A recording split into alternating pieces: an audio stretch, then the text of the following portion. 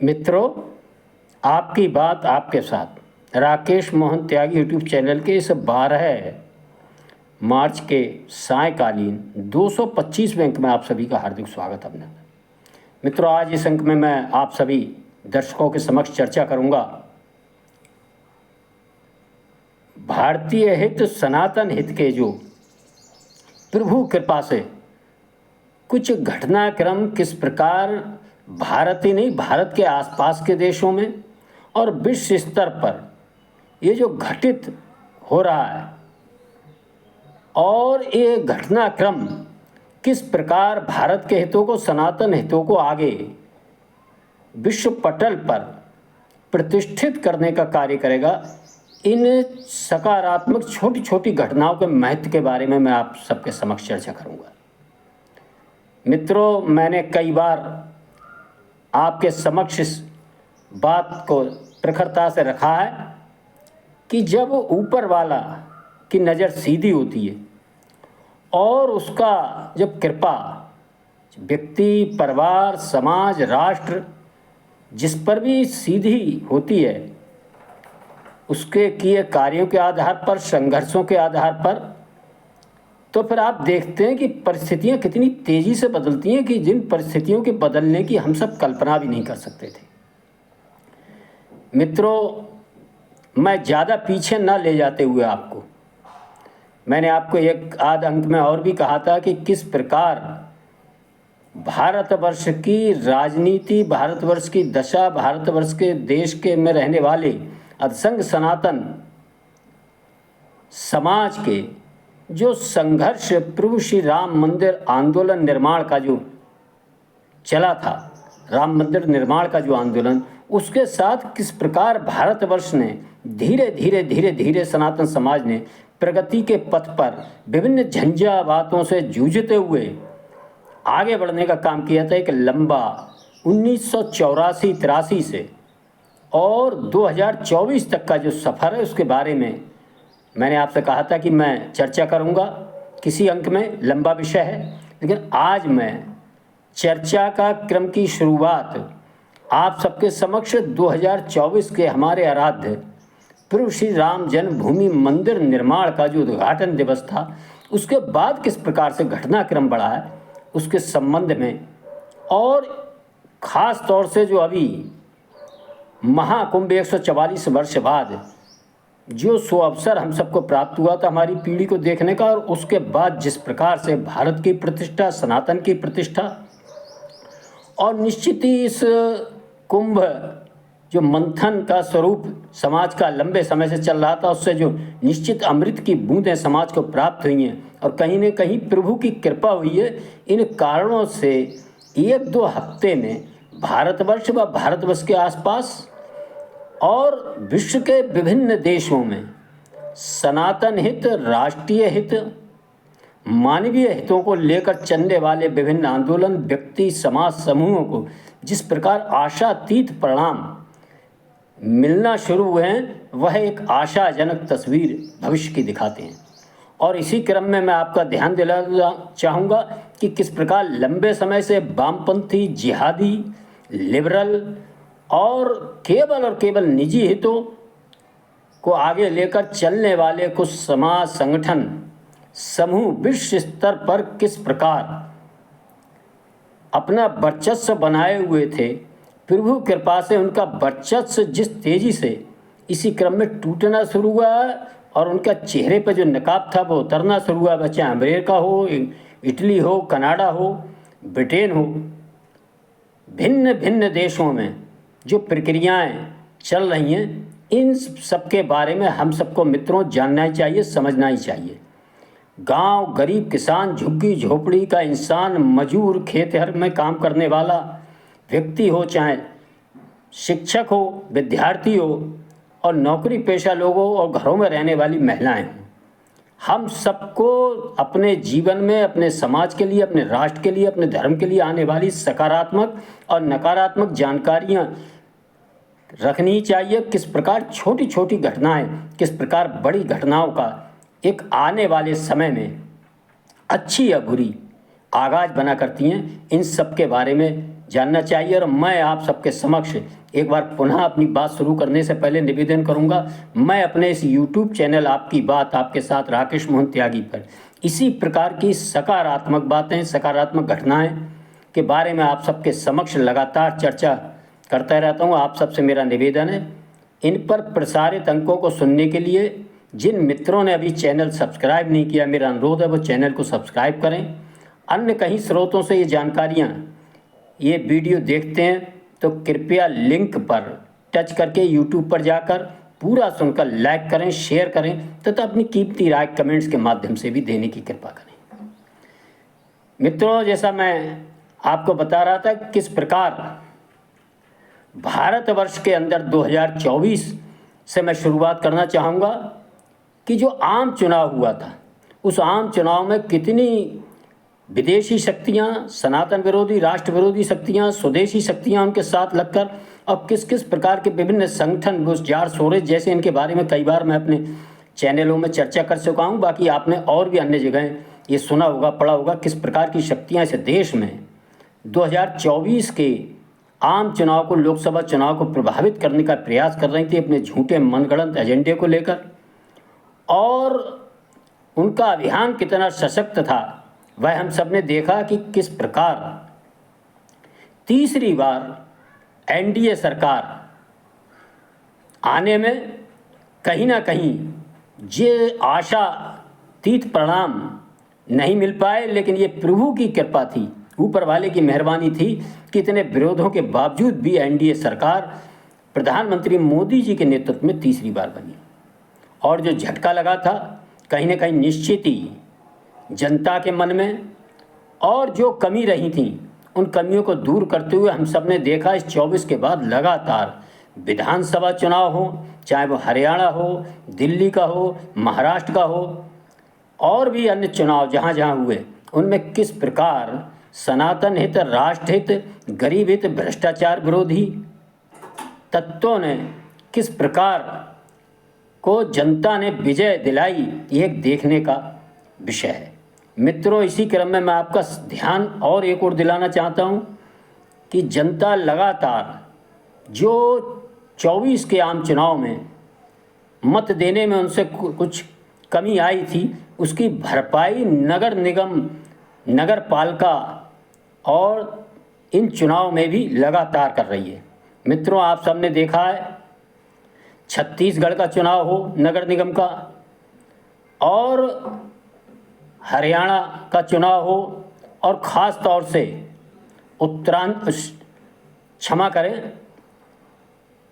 उत्तराखंड का चुनाव हो, और हिमाचल प्रदेश के में जो इस तरह के चुनाव हुए हैं नगर निगम, नगर पंचायत के, उनमें भी जनता ने भारतीय जनता पार्टी सरकार, सनातन हितों को, राष्ट्र हितों को, गरीब हित को लेकर चलने वाली सरकारों को नगर निगमों में भी बिठाने का प्रचंड बहुमत के साथ काम किया। वह भी हम सबके ध्यान में आना चाहिए। मित्रों, हमारे देश में जो मणिपुर की एक समस्या, बहुत पुरानी समस्या रह रहकर हम सबको दुख का अनुभव कराती थी, हम सब देख रहे हैं कि धीरे धीरे वह भी समस्या सुलझने की ओर है। मैं ये नहीं कह रहा कि पूरी तरह सुलझ चुकी है, लेकिन समस्या सुलझने का जो रास्ता है वह रास्ता ठीक है। सबके समन्वय भाव से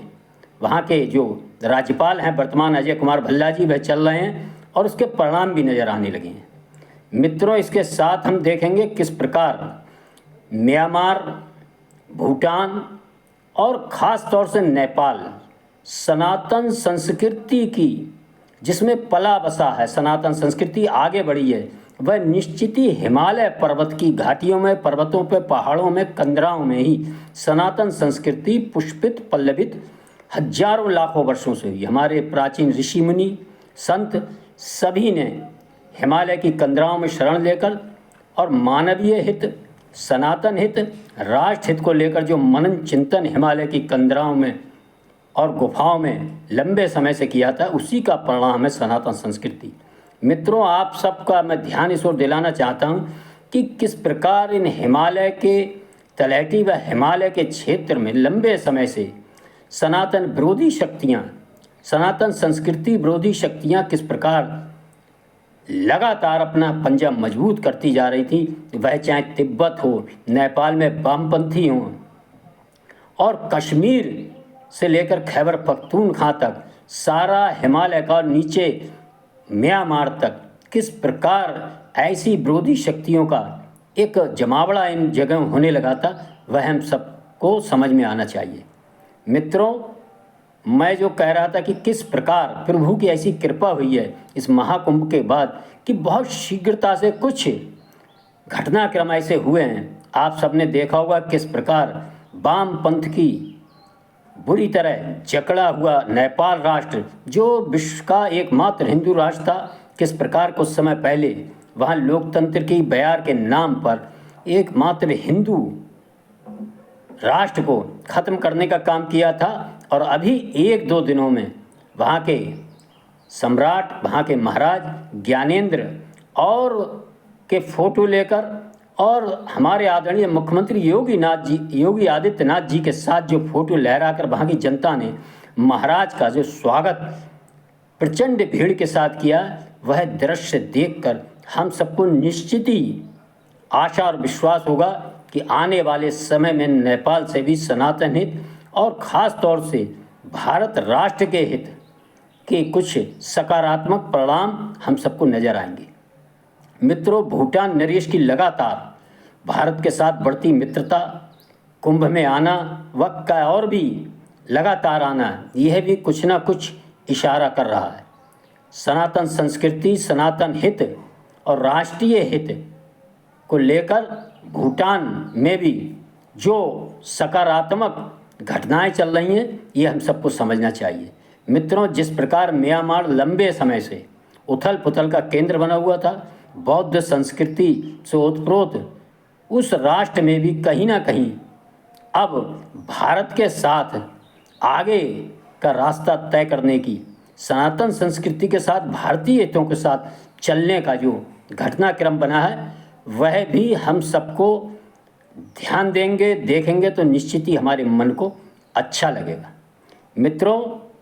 ये सारी घटनाएं जो धीरे धीरे आप देख रहे हैं, कश्मीर की जो समस्याएं थीं काफ़ी कुछ हल हुई हैं और कश्मीर देश के साथ कदम से कदम मिलाकर आगे बढ़ने को बिल्कुल अच्छे रास्ते पर चल रहा है, ये भी हम सब ने देखा है। इसके साथ ही मित्रों, जो पाकिस्तान लगातार कश्मीर और पंजाब में अपने भेजे आतंकवादियों के द्वारा किस प्रकार लगातार उपद्रव फैलाने का काम, भारत को परेशान करने का काम करता था, वह हम सब ने देखा है कि किस प्रकार बलूचिस्तान में उसकी नाक में दम हुआ है। आज वह वहाँ BLA के अपने ही देश के नागरिक जो उसके खिलाफ हैं, क्योंकि बलूचिस्तान जब देश आज़ाद हुआ था मित्रों, तो वह एक आज़ाद देश के तौर पे था और वो आज़ाद ही रहना चाहता था, लेकिन पाकिस्तानियों ने ज़बरदस्ती जिन्ना ने मिलिट्री भेजकर उस पर कब्जा कर लिया था। और उसी समय से बलूच बिरादरी लगातार पाकिस्तान के खिलाफ संघर्ष कर रही है और आज उनका संघर्ष आप सब देख रहे होंगे किस प्रकार पाकिस्तानी मिलिट्री से भरी ट्रेन को उन्होंने हाईजैक किया है और वहाँ जो संघर्ष कर रहे हैं, वह संघर्ष हम सबको समझ में आना चाहिए। उनका वह संघर्ष निश्चित ही बलूच आज़ादी की ओर बढ़ रहा है। मित्रों, ये जो सारा घटनाक्रम लगातार भारतवर्ष के अंदर, मैं उसकी ज़्यादा चर्चा नहीं करूँगा, आप सब जान रहे हैं,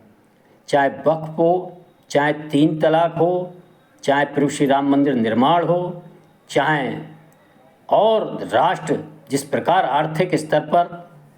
देश में और विश्व स्तर पर बढ़ रहा है, वह सब चर्चाएं आप सब लगातार सुनते हैं, देखते हैं, समझते हैं सारा कुछ। लेकिन जो भारत के चारों तरफ एक हमारे दुश्मन राष्ट्रों ने हमारे खिलाफ जो काम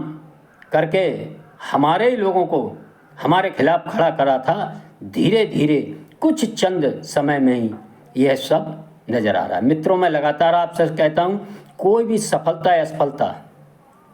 किन्हीं कारण है, जो कुछ कारण ऐसे होते हैं जो छुपे हुए कारण होते हैं, हम सबको नहीं दिखते हैं, लेकिन इन सब कारणों में जो सकारात्मक वातावरण भारतवर्ष व सनातन हित के संबंध में जो आसपास के देशों में नज़र आ रहा है, उसके पीछे ये एक बात निश्चित है कि हर जगह भारत व भारत की सरकार व भारत के लोगों की कठोर मेहनत नज़र आ रही है। जो सांस्कृतिक उनका वसुधैव कुटुंबकम का भाव है, सर्वे भवन्तु सुखिनः, सर्वे सन्तु निरामया का भाव है, वही दो सिद्धांतों को लेकर भारतवर्ष लगातार वर्तमान सरकार अपना काम लंबे समय से कर रही थी और उस काम के परिणाम प्रभु कृपा से अब नज़र आने लगे। मित्रों, लेकिन हम सबको भी समझ में आना चाहिए कि इन सब कामों के होने के बाद भी कुछ लोग, कुछ शक्तियाँ भारतवर्ष के अंदर विदेशी शक्तियों का जो काम है भारतवर्ष को बांटना, काटना और मिटाना, लंबे समय से जो काम है वह भी सक्रिय हैं। ऐसे चेहरों को, ऐसे लोगों को, ऐसे संगठनों को जो अपनी राजनीति के नाम पर, अपनी वंशवादी राजनीति के नाम पर, अपनी भ्रष्टाचारी राजनीति के नाम पर, अपनी जातवादी राजनीति के नाम पर सनातन समाज इस राष्ट्र को बांटने, काटने, मिटाने के षड्यंत्र में लगे हैं, उनसे हम सचेत रहें, सजग रहें, संगठित रहें। जब हम एक रहेंगे तो सेफ रहेंगे। जब हम एक रहेंगे तो जो हमारे भूले बिछड़े भाई बंधु सनातन संस्कृति से बिछड़े हुए, चाहे वो राष्ट्र में व्यक्ति हों, वह भी धीरे धीरे मजबूत सनातन समाज, सनातन राष्ट्र, भारतीय राष्ट्र से जुड़ने को आतुर होंगे। आप सब देख रहे हैं किस प्रकार इन आसपास के राष्ट्रों के, चाहे वो पाक अधिकृत कश्मीर हो, एक ये रह गया किस प्रकार वहाँ की जनता भारत से जुड़ने को लालायित है। आज भारत की बढ़ती शक्ति, धमक और प्रतिष्ठा से, और ख़ास तौर से जो 66 करोड़ व्यक्तियों का जो समूह किस प्रकार दिव्य भव्य विराट स्वरूप सनातन ने दिखाया, भारत राष्ट्र ने दिखाया है महाकुंभ के अवसर पर, इसकी चकाचौंध से बहुत सी ऐसी चीज़ें जो हमको दूर लगती थी वह सब निकट आ रही हैं। और यह सब देखकर निश्चित ही मुझे एक फिल्म का डायलॉग याद आ रहा है। फिल्म थी शायद मिस्टर इंडिया, और उसमें जो पात्र थे अमरीश पुरी, वह लगातार एक डायलॉग बोलते थे, मोगेम्बो खुश हुआ। निश्चित ही आप सबको भी वह डायलॉग अमरीश पुरी का याद आ रहा होगा। ये सब घटनाक्रम, सकारात्मक होता घटनाक्रम राष्ट्र सनातन में देखकर निश्चित ही आपका मन भी प्रफुल्लित हो रहा होगा और मोगेम्बो खुश हुआ। मैं इस अंक में अपनी वाणी को विराम देते हुए आप सबने सुना, इसके लिए आप सबका बहुत बहुत धन्यवाद। जय श्री राम, जय श्री वाल्मीकि भगवान, भारत माता की जय।